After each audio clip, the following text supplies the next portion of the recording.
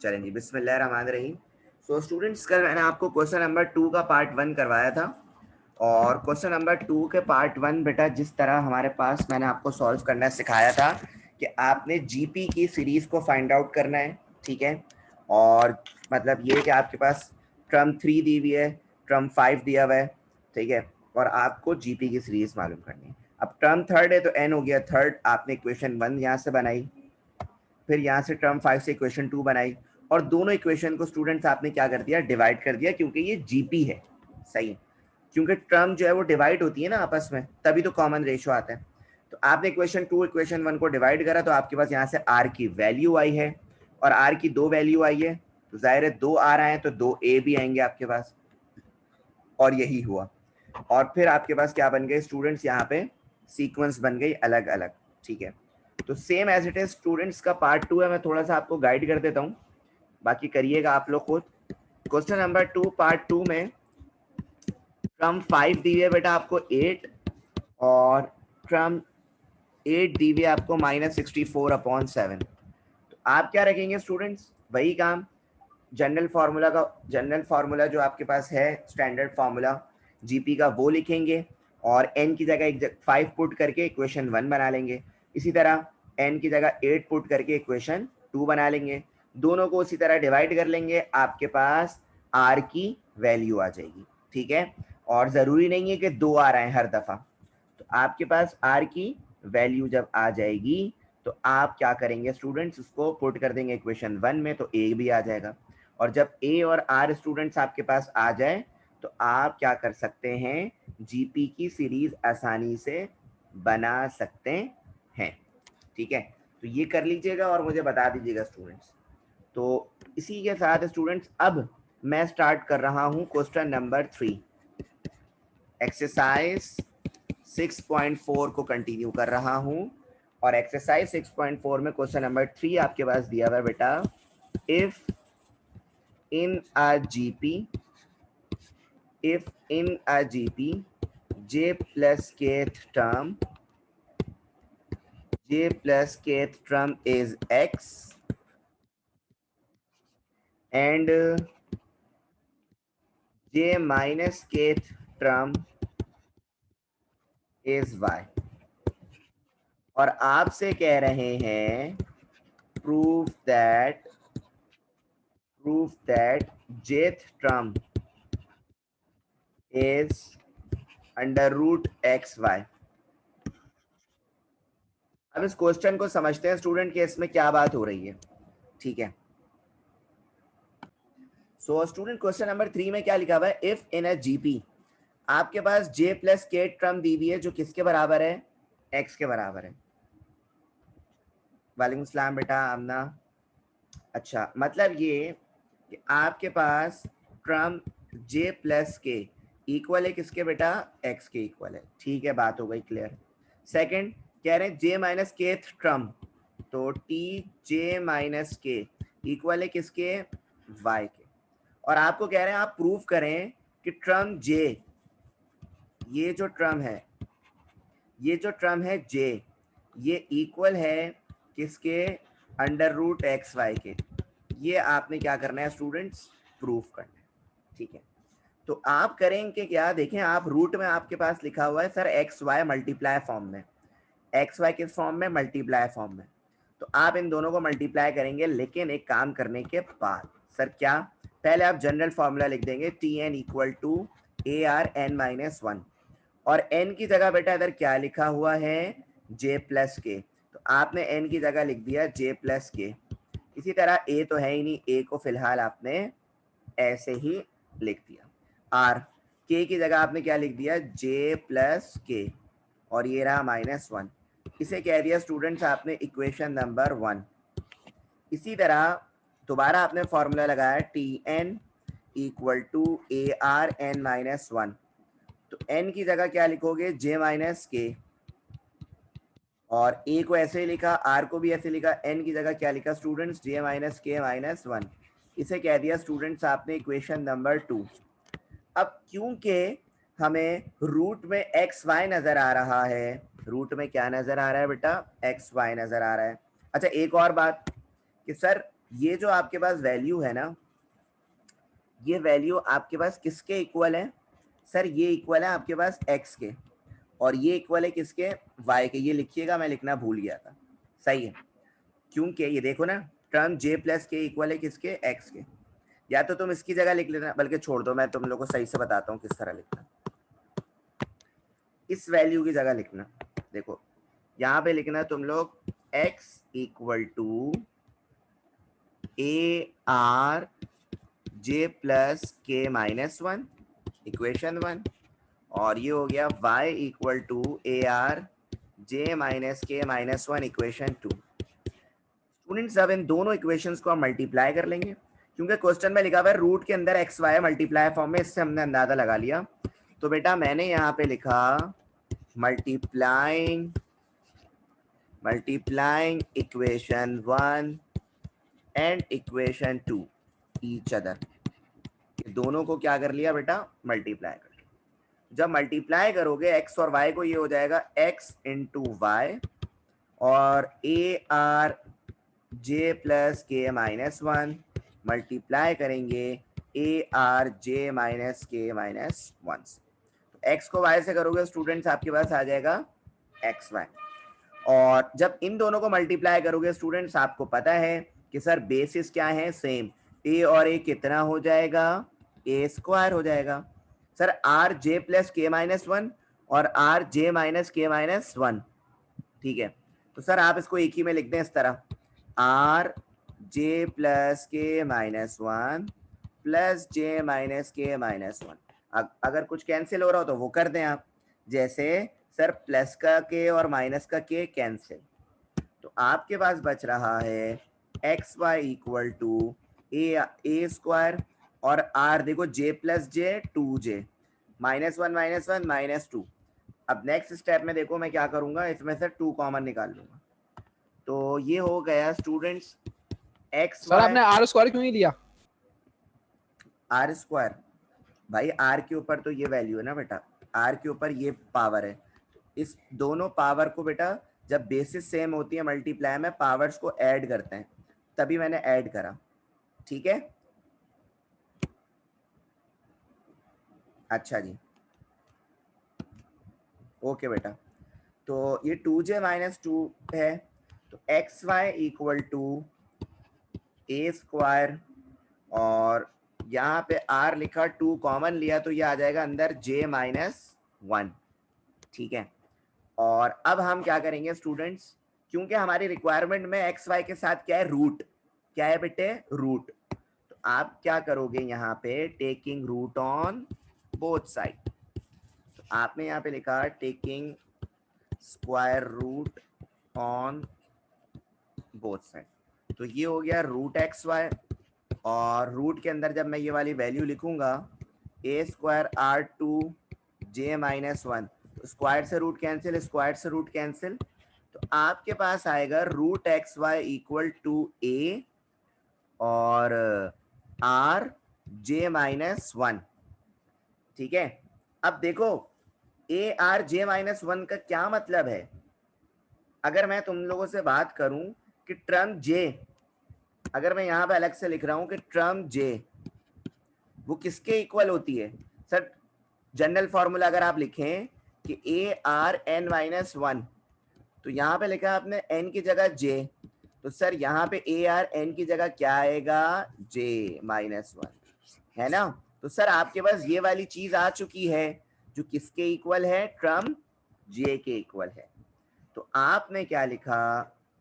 Root x Y equal हो गया किसके? टर्म जे के।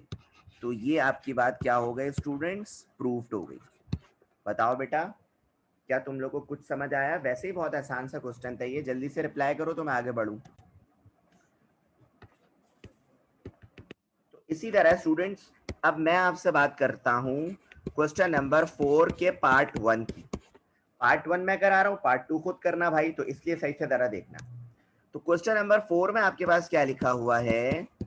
कह रहे हैं which term of the sequence, which term of the sequence. चलो अब बताओ बच्चों कि विच टर्म की बात हो रही है, तो बताओ इसमें क्या मालूम करना होगा, जल्दी से मुझे बताओ चैट पे सिर्फ।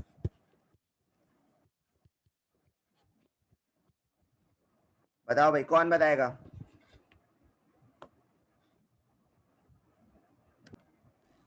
सर ये टर्म को जो है उसी टर्म से मल्टीप्लाई, नंबर से मल्टीप्लाई करेंगे जो सेम आ जाए। नहीं, मुझे बताओ, देखो मैं तुम लोग को बताता हूँ। ये देखो, मेरे पास a की वैल्यू है 18, ठीक है। मैं कॉमन रेशियो निकाल लूंगा, सेकंड टर्म को डिवाइड कर दूंगा फर्स्ट टर्म से, तो 12 डिवाइडेड बाय 18। तो जब मैं इसको सॉल्व करूंगा मेरे पास r आ जाएगा कितना, 2/3। तो मैं ये बोल रहा हूं कि मुझे निकालना है क्या है इसमें, सीक्वेंस तो दी हुई है, मेरे पास a भी है, r भी है, और ये लास्ट टर्म को हम कहते हैं tn। इस बात का भी मैं आपको बता चुका हूं। मैं ये बोल रहा हूं कि निकालना क्या है। चलो शुक्र सर, इसमें आपको n निकालना है। क्या निकालना है? n निकालना है। Very good Mariam. तो विच टर्म का मतलब ही यही होता है कि यार नंबर ऑफ टर्म्स की बात की जा रही है, मैंने आपको एपी में भी बताया था। चले अब याद रखिएगा, बता रहा हूं मैं सबको। तो भाई आपके पास ये सीक्वेंस है जिसमें से ए मिल गया, आपको आर मिल गया, ठीक है।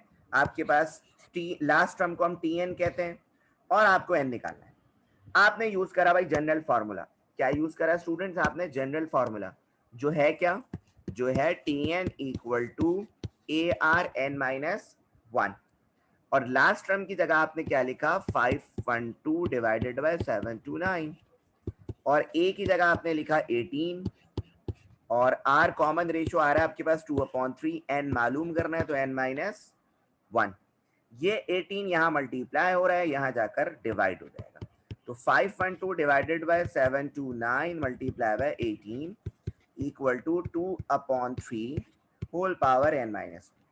अब देखें 2 9 और 2 256, सही है।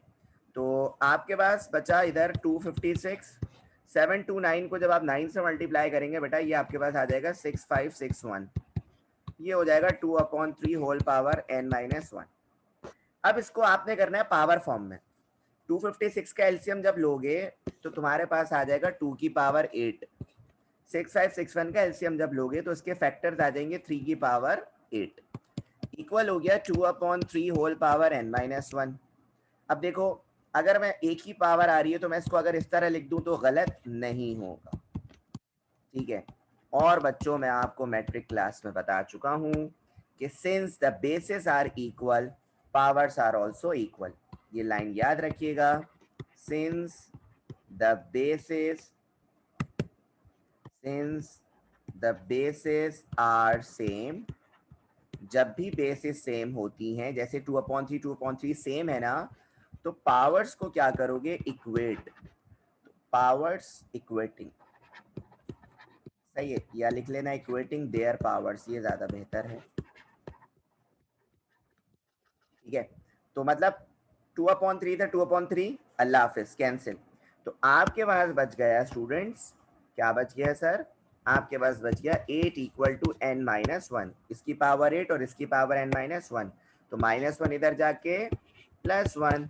तो सर आपके पास नंबर ऑफ टर्म्स कितनी आ गई, 9। तो ये रहा स्टूडेंट्स आपका आंसर। इसका मतलब क्या, कि आपके पास ये जो सीक्वेंस थी इसमें 9 टर्म्स हैं टोटल। कितनी टर्म्स हैं? 9 टर्म, ठीक है बच्चों। तो बताओ बेटा, कैसा लगा आपको ये क्वेश्चन, समझ आ गया?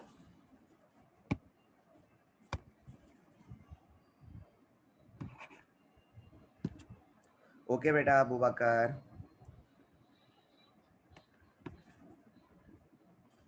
ओके मरियम, अच्छा भाई। इसी का बेटा, ओके आमना, इसी का बेटा पार्ट 2 आप लोग खुद करेंगे। पार्ट 2 में है 1/4। ओके, सो स्टूडेंट्स आपके पास क्वेश्चन है 1/4 कॉमा -1/2 कॉमा 1 और comma dot dot dot is -128। तो सेम एज इट इज वही काम करेगा जो मैंने आपको अभी करके दिखाया पार्ट 1 में, और ये आपके पास है पार्ट 2 जो आप खुद परफॉर्म करेंगे, ठीक है। ठीक है, और होमवर्क करने के बाद स्टूडेंट्स मुझे लाजमी आप लोग सेंड किया करें। अच्छा जी, तो ये तो हो गया। अब मैं आपको करवाता हूँ क्वेश्चन नंबर 5। यार 5 तो 5 भी इंपॉर्टेंट है बहुत, लेकिन 5 मैं बाद में करा दूंगा। पहले मैं आपको करा रहा हूँ 6 इसलिए करा रहा हूँ क्योंकि पार्ट 1 मैं करूंगा, पार्ट 2 आप लोग करेंगे। होशियारी से काम कर रहा हूँ मैं आज। अच्छा देखें, क्वेश्चन नंबर 6 आपके पास है students, find the fifth term, find the fifth term. और उसके बाद आपसे ये कह रहे हैं find the fifth term from the end of the GP, from the end of the GP। क्या आप में से कोई बच्चा मुझे बताना चाहेगा कि इस सवाल का मतलब क्या है सर? जल्दी से मुझे बताओ। अच्छा ठीक है, आपसे कह रहे हैं, फिफ्थ टर्म मालूम करनी है हमने। बिल्कुल आपसे कह रहे हैं कि फिफ्थ टर्म को जो है फाइंड करना है। नहीं नहीं मरियम, देखो यहाँ पे क्या लिखा हुआ है बेटा, फाइंड द फिफ्थ टर्म। तो टीएन थोड़ी मालूम करना है, टीएन तो गिवन है लास्ट टर्म हमारे पास। याद रखा करो इस बात को, टीएम तो लास्ट टर्म को कहते हैं बेटा। टीएम किसको कहते हैं? लास्ट टर्म को। ठीक है, जब ये बोलते हैं लास्ट टर्म तब हमें फाइंड आउट करना होता है टीएम। ठीक है, ओके। तो अब देखें, आपसे कह रहे हैं, अबू बकर भाई ने बिल्कुल सही कहा कि आपसे कह रहे हैं कि यार पांचवी टर्म मालूम करें, लेकिन आपसे क्या कह रहे हैं? From the end of the GP. ये जो आपको जीपी गिवन है, इसके आखिर से पांचवी टर्म मालूम करनी है। सर क्या मतलब, क्या कहना चाह रहे हैं, मैं आपको थोड़ी देर में मतलब समझाता हूं। पहले हम नंबर ऑफ टर्म्स निकाल लेते हैं। देखो आपके पास ए है, ए कितना है? 2। फिर आप रेशो पे निकाल लेंगे कि टर्म 2 को डिवाइड कर देंगे टर्म 1 से, तो ये हो जाएगा 6/2। 2 1 सा 2 3 सा, तो आर आपके पास आ जाएगा 3। और लास्ट टर्म को हम कहते हैं टीएन। फोर्थ लास्ट टर्म आपके पास है स्टूडेंट्स 4374। तो सर हमारे पास क्या नहीं है, पहले हम क्या निकालें बताओ, कौन बताएगा? जब ए है, आर है, टी एन है, तो क्या नहीं है बताओ जल्दी से।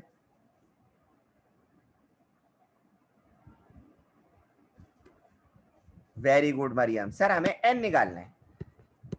अभी पिछले सवाल में बताया था हमें एन निकालना है। ठीक है, वेरी गुड आमना। तो सर देखें, अब बात को लंबी करने से बेहतर है पहले तो आप वो फॉर्मूला लगा दें। सही है, वो फॉर्मूला है आपके पास t N equal to A R N minus 1।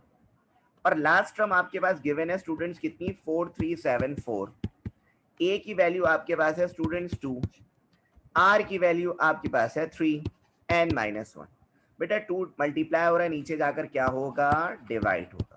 तो 4374 डिवाइडेड बाई 2 इक्वल है 3 की पावर एन माइनस 1। तो जब आप इसे कैंसिल कर देंगे, ये 2 2 जा 4, 2 1 जा 2, फिर एक इधर चले गया 2 इधर 16, और फिर 2 7 जा 14, तो आपके पास ये हो जाएगा 2187 इक्वल टू 3n माइनस 1। अब सर कहानी क्या है? कहानी ये है बेटा कि इसको जब एलसीएम के फॉर्म में लोगे तो आपके पास आ जाएगा 3 की पावर 7, और ये रहा 3 की पावर n माइनस 1। वही बात क्या कि सर वही बेसिस सेम, जब बेसिस सेम होती हैं पावर्स को इक्वेट करेंगे, तो ये हो गया 7 इक्वल टू n माइनस 1, और माइनस का 1 इधर जाके प्लस का 1। तो आपके पास स्टूडेंट्स n आ जाएगा कितना? आपके पास 8। इस 8 का क्या मतलब है कि सर आपके पास टोटल 8 टर्म है। कितनी? 8। और ये 8वीं टर्म है।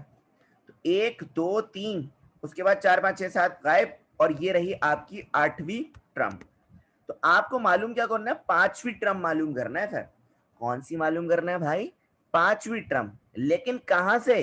From the end of the GP, GP के आखिर से। सर क्या मतलब? आइए मतलब समझाएं आपको। देखो मैं यहाँ पे क्या लिख रहा हूं, मैं यहाँ पे लिख रहा हूं पोजीशंस। अब ये समझाने के लिए कर रहा हूँ सब। पोजीशन आपके पास है 1 2 3 4 5 6 7 8। कितनी टर्म है? 8। अच्छा भाई, पहली टर्म में तुम्हारे पास वैल्यू कितनी दी हुई है क्वेश्चन में? सर 2, तो आपने लिखा 2। दूसरी टर्म में कितनी है? सर 6, तो आप भी यहाँ पे लिखते हैं सर 6। तीसरी टर्म में कितनी है? सर 18, तो यार आप भी लिखते हैं 18। सही है। अच्छा, और बाकी नहीं पता। और आठवीं टर्म तुम्हारे पास कितनी है? सर आपके पास है 5 3 7 4। सही है। ये तुम्हारे पास पोजीशन है ऊपर वाली, और ये तुम्हारे पास टर्म है। अब तुम्हें क्या कह रहा है यार? आखिर से पांचवी टर्म निकालनी है, मतलब यहां से पांचवी टर्म निकालनी है। तो 1 2 3 4 5, मतलब तुम्हें कौन सी टर्म असल फाइंड आउट करनी है? तुम्हें मालूम करनी है फोर्थ टर्म। कौन सी मालूम करनी है? Fourth term. तो तुमने यहाँ पे लिखा कि सर ये बच्चों वाली क्या बात कर रहे हैं, T N equal to A R N minus 1। तो बताओ मैं इधर n की जगह क्या पुट करूंगा? बताओ। 8 8 8 n की सॉरी जगह, सर। हाँ n की जगह क्या पुट करूंगा? सर, एक। 7 एक पीछे आएगा ना। अरे मेरे बच्चे 7 क्यों? हमें कौन सी 8। टर्म मालूम करनी है? 4। कौन सी मालूम करनी है? 4। हाँ, तो फिफ्थ टर्म कौन सी हो रही है आखिर से? 1 2 3 4 5। तो हमें पांचवी टर्म मालूम करनी है, मतलब टर्म 4 मालूम करनी है। तो n की जगह मैंने लिखा 4, ए आर एन की जगह लिखा 4 minus 1। Term 4 equal to A R 4 minus 1 कितना होता है? 3। तो बेटा आपके पास a की वैल्यू है 2, r की वैल्यू आपके पास है 3। तो बेटा जब आप इसे सॉल्व करेंगे तो 3 का क्यूब 27। तो आपके पास फोर्थ टर्म का आंसर आएगा कितना? 54। ठीक है। तो इस तरह से भी आपके पास क्वेश्चन आता है। वैसे इसका एक और हल है क्या, कि सर देखें जीपी में आपने ये बताया था कि कोई ना कोई फिक्स नंबर से मल्टीप्लाई हो रहा है। तो पहली 2 है, दूसरी 6 है, तीसरी 18 है। बताओ चौथी क्या होगी? सर हमें साफ पता लग रहा है कि सब में मल्टीप्लाई बाय 3 हो रहा है, तो इसको भी मल्टीप्लाई बाय 3 कर दे। सर 18 3 तो देखें क्या आ रहा है? 54। तो ये एमसीक्यूज के लिए ट्रिक होती है। सही है बच्चों? तो मुझे बताएं, क्या आपको ये क्वेश्चन नंबर 6 का पार्ट 1 समझ आया? से यस और नो? जी सर, आ गया। Okay okay. बाकी लोग भी बताएं भाई।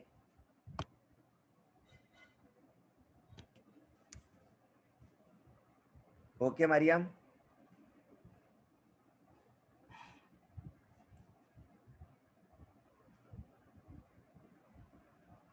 आमना का रिप्लाई जी, आमना ओके ओके।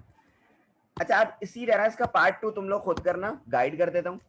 बिल्कुल इसी तरह ही है, कोई मतलब वो नहीं है। क्वेश्चन वही है कि आपसे कह रहे हैं कि आपने जो है वो पांचवी टर्म मालूम करनी है आखिर से, और आपको सीक्वेंस आपको देखे मैं बता रहा हूँ क्या दिया हुआ है। whose last term is 512। बताओ लास्ट टर्म को क्या बोलते हैं? कौन बताएगा? जल्दी मुझे बताओ। और टीएन। शाबाश, वेरी गुड। लास्ट टर्म को टीएम कहते हैं। ठीक है, वेरी गुड मरियम, जबरदस्त। तो आपको कह रहे हैं उस लास्ट टर्म में 512, और उसके बाद कह रहे हैं एंड कॉमन रेशियो इज 2, यानी आपके पास आर दिया हुआ 2। सही है। तो पहला इधर यहाँ पे मसला क्या है भाई, कि सर आपके पास यहाँ पे आर इक्वल है 2 के, टी एम इक्वल है किसके? 512 के। अच्छा, जब आर इक्वल है 2 के, तो ए आपके पास ऑटोमेटिक किसके इक्वल होगा? 2 के इक्वल होगा। ठीक है, याद रखिएगा मेरी इस बात को। अच्छा भाई, तो आपसे कह रहे हैं पांचवी टर्म निकालनी है आखिर से, तो बस तुम लोग इसी तरह निकाल लेना। लेकिन पहले तुम लोग क्या निकालोगे? ए है, आर है, टी एन है। तो बताओ भाई पहले तुम लोग क्या निकालोगे? सर फर्स्ट टर्म और सेकंड टर्म को पहले वो करेंगे डिवाइड। पहले निकालोगे क्या? एन निकालोगे। Very good very good, N तो जबरदस्त। मालूम करना है सर, बीच में लेकिन ये टर्म भी तो करनी है डिवाइड। अरे मेरे बच्चे, इन जब तीन चीजें गिवन हो तो पहले आपको हमेशा एन फाइंड आउट करनी है, और फिर इसको उसी तरह ही सॉल्व करना है जिस तरह मैंने आपको पार्ट 1 में सॉल्व करवाया है। सही है, सही। ठीक है भाई। अच्छा, अब चलो अब बस करते हैं, इंशाल्लाह बाकी हम जो है वो कल कंटिन्यू करेंगे स्टूडेंट।